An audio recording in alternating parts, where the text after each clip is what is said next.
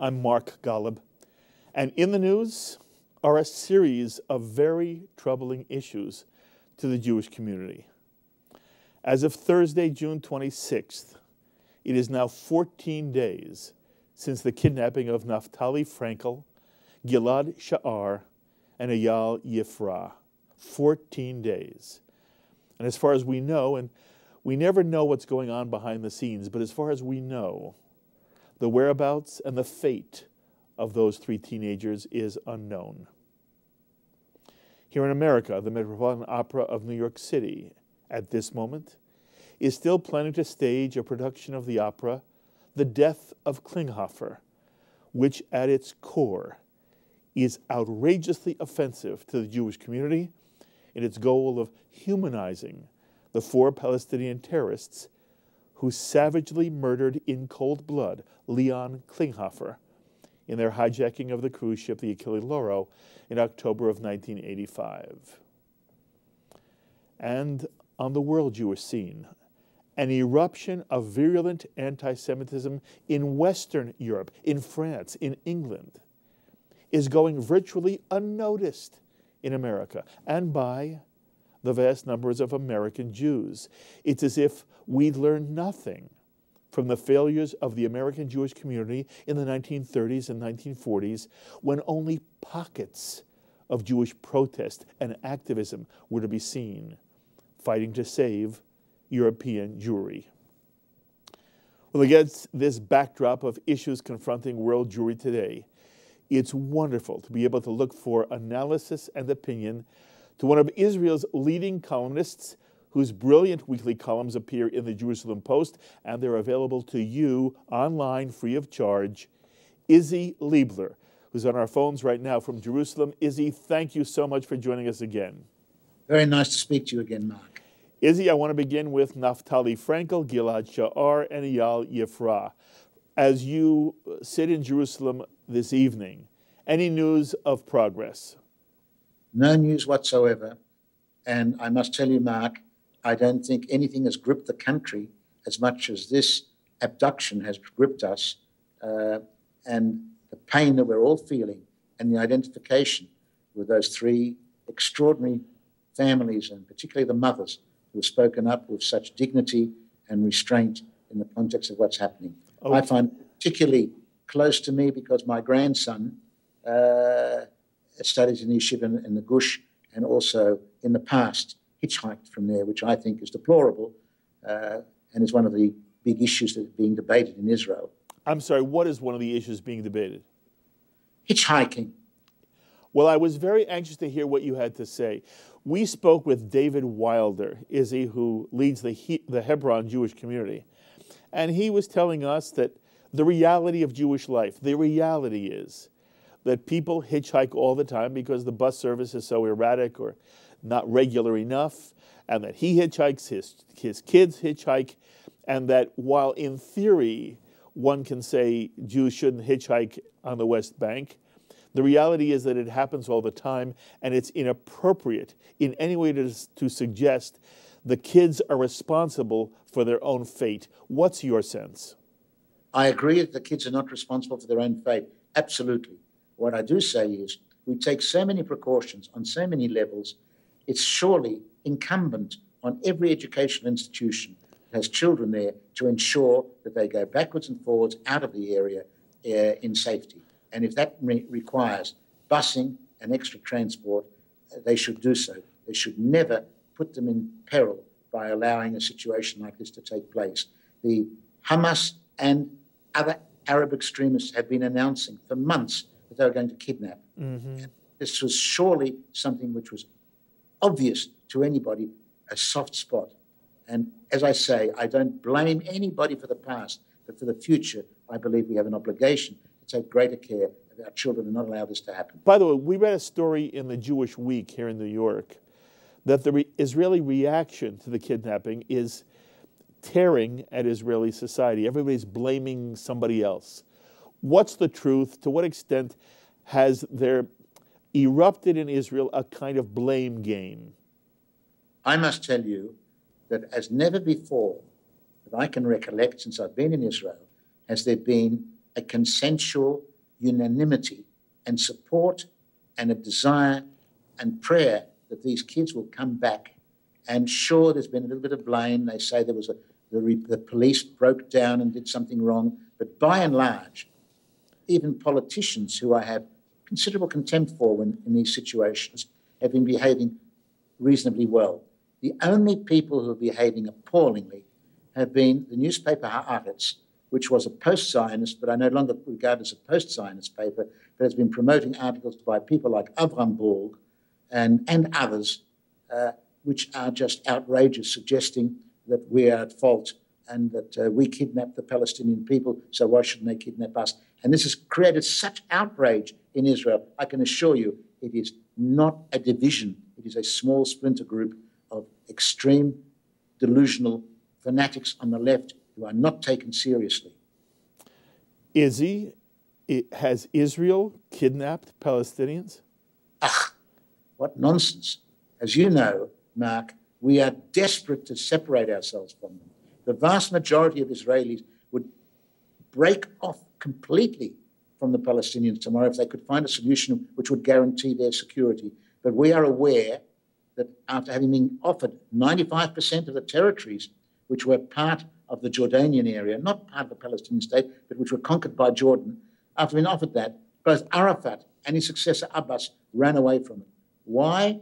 Because they're not so much interested in the Palestinian state as seeing the end of Jewish sovereignty in this region. That's something that will never happen. I want to go back and forth for a moment.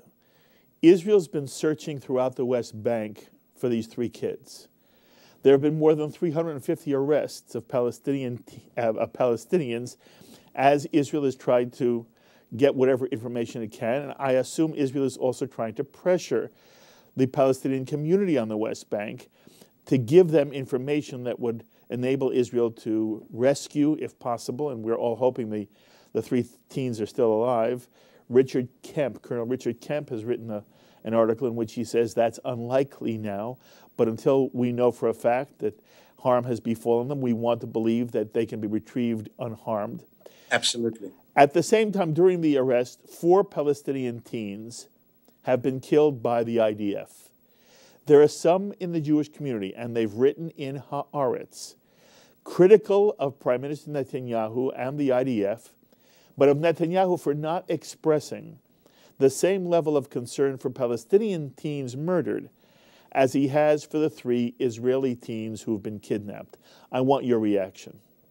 I think these reactions, again, come from a very, very small element that are not representative of public thinking.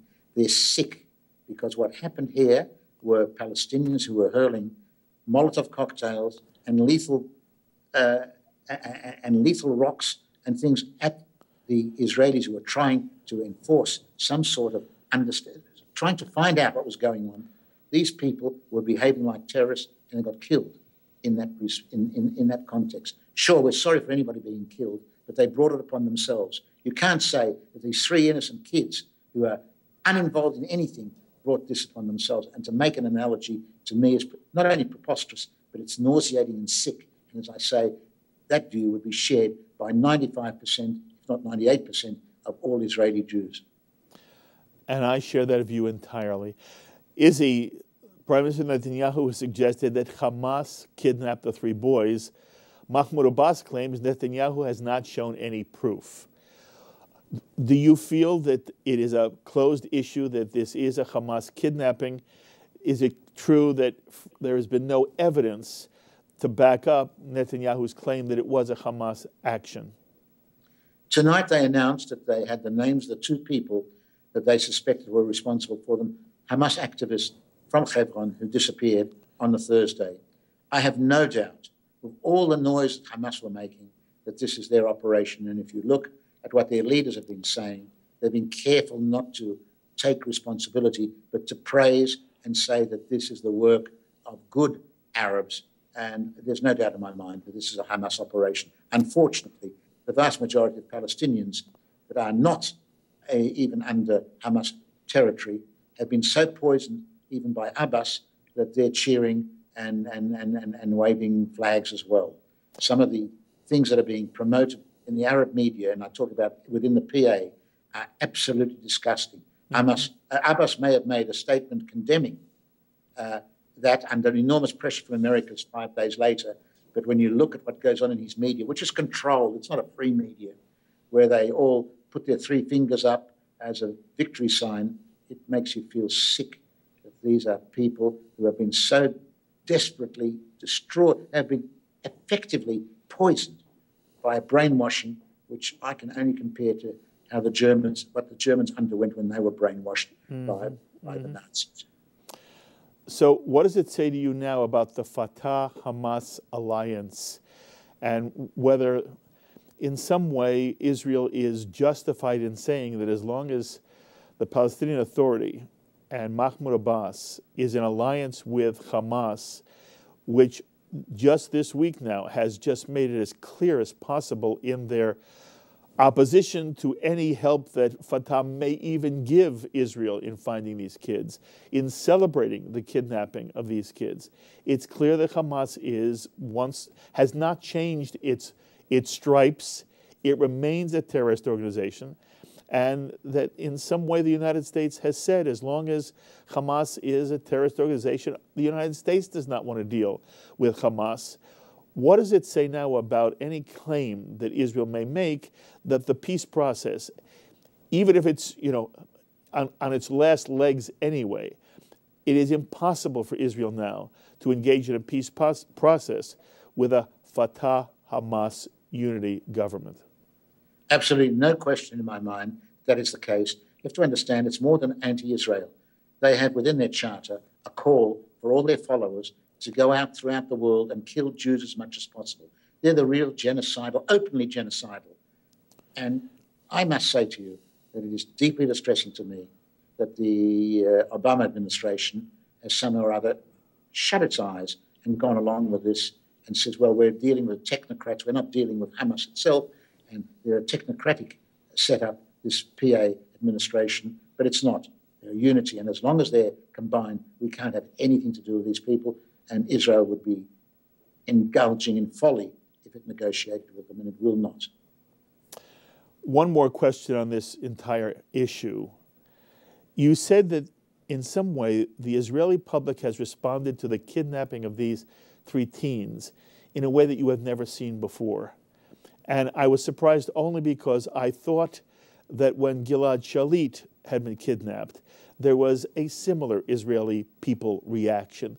How do you, I don't want to say compare, because it's not about which is one and one is the other, which is more profound, but I do want you to give me a sense of what you remember the Israeli reaction was to the kidnapping of Gilad Shalit, and how it plays out vis-a-vis these 3 young kids, because not only is there a Gilad involved here as well, but everybody on the American Jewish scene, it evokes memories of that horrific period that we lived through until Gilad Shalit was brought back. In Israel, how do you relate the 2 events? Look, while this is going on, I want to be very careful not to touch sensitivities and be judgmental. But the reality is, in my opinion, and I've said so in the past, the way the Shalit issue was handled provided ammunition for our enemies who saw that we were willing to give away the whole world for one person. The way these mothers, who believe me, are extraordinary people, I don't know them personally, but the whole of the country looks up at them with enormous admiration. These mothers and their families who are going through such a nightmare have behaved with such restraint and dignity and stated that they have total confidence in what the Israeli Defense Forces are doing. They have total confidence that everything will be done that can be done. And one of them actually said, if Chas v'Chalila things are not good, we will not blame the state of Israel because we know they're doing everything. This is something unique. This is the essence of enlightened, and I stress the word enlightened, religious Zionism at its best. These are 3 religious Zionist women who represent the salt of the earth, the very best of Israeli society. And I can only speak with great humility when I mention their names. That's very sweet of you. It's not fair to ask you, but I'm going to ask you anyway because you're a commentator and you provide analysis on Shalom TV. What do you think is going to happen? I can't answer that. I pray like all Israelis pray. And as you say, the situation looks very grim and desperate now. Okay. But as long as we don't know, I pray and hope that we will get these boys back for their mothers and their families. Very fair. Issue 2, Isi, I don't know if you've been following it from Israel. The Metropolitan Opera here in New York is planning to restage an opera John Adams did entitled The Death of Klinghoffer. And of course, it refers to Leon Klinghoffer, who was murdered in cold blood on the Achille Lauro in 1985. And the ADL protested the Metropolitan Opera's plans to do an international telecast of the production. My question is, why should the production be mounted at all? And I believe that the American Jewish community and that Americans in general should really be outraged that in this day and age, in the climate that we live in, with the sensitivities and sensibilities we have developed about how you don't say certain things, and you're not racist, you're not homophobic, and you're not anti-Semitic, and there are political issues. People can disagree here or there, but there's no disagreement about what happened on the Achille Lauro. A man was shot in the head and chest. The fact that he was in a wheelchair, for me, is a footnote. I don't care if he were perfectly upright, had no wheel. You don't go up to a man who wasn't even an Israeli. The Palestinians were arguing that Israel was guilty of all kinds of abuses, and the occupation was horrific, and that's what caused them to hijack the ship, and they were going to hold passengers for, again, hostage exchange. They wanted the release of Palestinians in Israeli jails. But it doesn't give anyone the right to take a guy apart, take him into a room, shoot him in the head and chest, and have the rest of the crew throw him overboard. And my sense is you don't put that opera on any time again. John Adams has done other credible art. Let him do other works, but not The Death of Klinghoffer. Now, that's my reaction as an American Jew. I want to know if you have any feelings, A, from Jerusalem, and whether you think I'm being too extreme. Mark, on this, we're on the same page. And if I can be more extreme than you, I would be. Because to me, this symbolizes, when Americans tell me that things are not too bad in America, unlike the rest of the world, that this can happen with an organization such as the Metropolitan Opera, which I understand there are a couple of Jews involved in this at the forefront, and if this is done in the name of artistic freedom, then I'm sickened to the core. Because what we're really saying is, can you imagine a situation in the 1930s when you have an opera which gives the alternative side to the way the Nazis are treating the Jews, to show that the Jews, there's a case for the Nazis as well as the Jews. You don't have to agree with it. We put both cases. Now, to me, this is just as bad. I'm horrified, and I believe that American Jews should beat the war drums, because never mind sending this overseas, thank God that's not happening, but it should not. In New York, of all places, a city which is full of Jews, the largest city of Jews in the world, that they can tolerate this is, to my mind, it stinks, and it says a lot about the state of American Jewry that it's tolerated. I can't believe that it's going on. It's horrific. So I'm saying to you, Mark, whatever you said, I'm saying more. Okay. More extreme than you. All right, I want to ask you one more question on this topic and then move to topic 3. In the past, I have been, and I shouldn't say in the past, I am enormously supportive of the work that the ADL does. I'm supportive of the President's Conference. I believe that I love the AJC. I believe the people who are at the helm of some of these major Jewish institutions in America have given years and years of incredible service, and I have done nothing but say how I'm in awe of the work they do, and I remain in awe. It does not, however, mean, Isi, that I agree with everything they do. And in this particular instance, I have taken issue with the fact that the ADL decided it would protest or try to convince the Met not to televise the event. But people at ADL have said to me that they don't feel it's their place to try to convince the Met or tell the Met they shouldn't put any production on, that in that way they felt uncomfortable. And again, I'm looking for your perspective and what your insight is here. If you were talking, to the Abe Foxmans and the Malcolm Hoenleins and the David Harrises, et cetera, and I'm not saying, by the way, any of those three would disagree with anything I'm saying, but I am saying if Isi Leibler were in a room and you were discussing with the President's Conference, what should the formal position be of the organized Jewish community of America to the Metropolitan Opera's planning to stage the Death of Klinghoffer? What advice would you give? Is there a line that you don't cross because it puts Jews in a bad light? Or do you feel that you would encourage leadership on the American Jewish scene to go after the Met on this issue?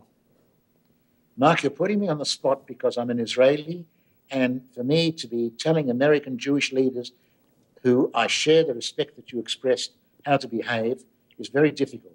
But you put the question, and I can say uninhibitedly to you that were I to speak to either of these three individuals, all of whom I respect, I would say, fellows, this is a time to stand up and be heard. It's not a time to go quiet. This is what you're all about. If you don't stand up and speak out in a Jewish city on such an issue, then you are, in a sense, undermining the mandate that you have been obliged to represent. And I feel very, very sorry that Abe Foxman, of all people who I have enormous admiration, he's in Israel or was in Israel the last few days, that Abe Foxman took this line because it is wrong, in my opinion. But again, I've got to be careful because I'm an Israeli. I understand. I come from Australia. I'm not even an American. And really, I'm giving you opinions, which is a bit of a chutzpah, they'll say. Who are you to say that? But you asked me and I answered. Okay, and I appreciate it. And again, this does not diminish my enormous admiration and respect, and I love these guys. I love them. But I think at the moment that the American Jewish community has to be vocal. And I'm planning on saying this over and over again on Shalom TV, and we will do it. Okay.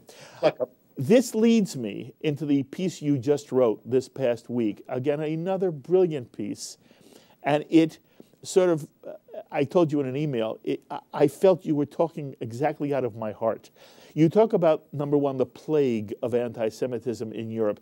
Isi, once it would have been unimaginable to see the rise of anti-Semitism in this way, and you have an exodus of Jews from France. Somebody told me that 5,000 French Jews left France this year for Israel because it was so uncomfortable for them in France. And that there is, amongst a number of communities, a desire to somehow or other kid themselves, but it's not there. And some of them are in denial, particularly in England.